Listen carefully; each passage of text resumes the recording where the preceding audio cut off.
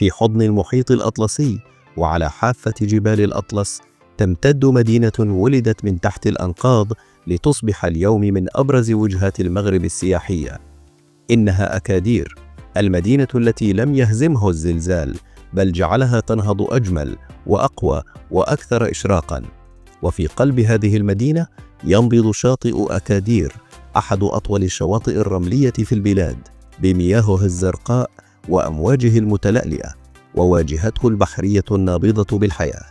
من السماء يبدو الشاطئ وكأنه شريط من الذهب يلتف حول صدر المحيط، ومن الأرض هو متنفس آلاف الزوار والسكان وموعد يومي مع الجمال. يمتد شاطئ أكادير على طول أكثر من 6 كيلومترات من الرمال الذهبية في شكل قوس مثالي تحيط به الجبال من جهة والميناء التجاري من جهة أخرى. الواجهة البحرية مجهزة بممرات واسعة للمشي والركض وركوب الدراجات، على طولها تنتشر مقاهي ومطاعم عصرية، فضاءات ترفيهية للأطفال، فنادق من مختلف التصنيفات، منصات للأنشطة الرياضية والمائية. ويعتبر الشاطئ من أنظف الشواطئ في المغرب، حائزا على اللواء الأزرق لعدة سنوات متتالية. كانت أكادير قبل الزلزال الكبير سنة 1960 مدينة صغيرة ذات طابع أمازيغي، قائمة حول ميناء طبيعي قديم وميناء للصيد والتجارة. لكن في ليلة 29 من فبراير عام 1960 ضرب زلزال مدمر المدينة ودمر حوالي 80% من بناياتها، مخلفا آلاف الضحايا.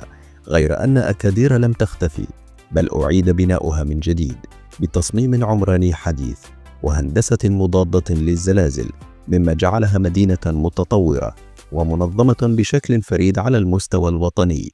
وكان الشاطئ جزءا من هذا المشروع الحضاري الكبير، حيث تم تصميم الواجهة البحرية بشكل يربط المدينة بالبحر ويمنحها هوية سياحية عالمية.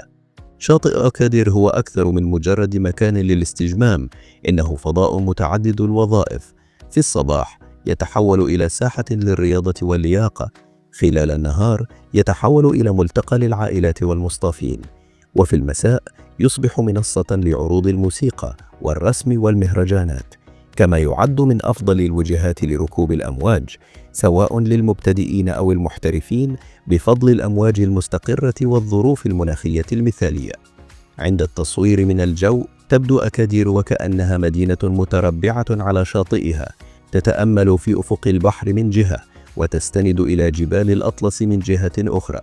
ويظهر بوضوح المارينا الحديثة بقواربها البيضاء، قلعة أكادير أفلا شامخة على التل المطل على البحر، حي فونتي المعاصر بتصميمه العصري، ومراكب الصيادين العائدة عند المغيب تعكس ضوء الشمس على صفحة الماء. لا يقتصر الشاطئ على السياح الأجانب، بل هو أيضا وجهة مفضلة للمغاربة من مختلف الجهات، خاصة في فصل الصيف، حيث يتوافد الزوار من مراكش، الدار البيضاء والجنوب.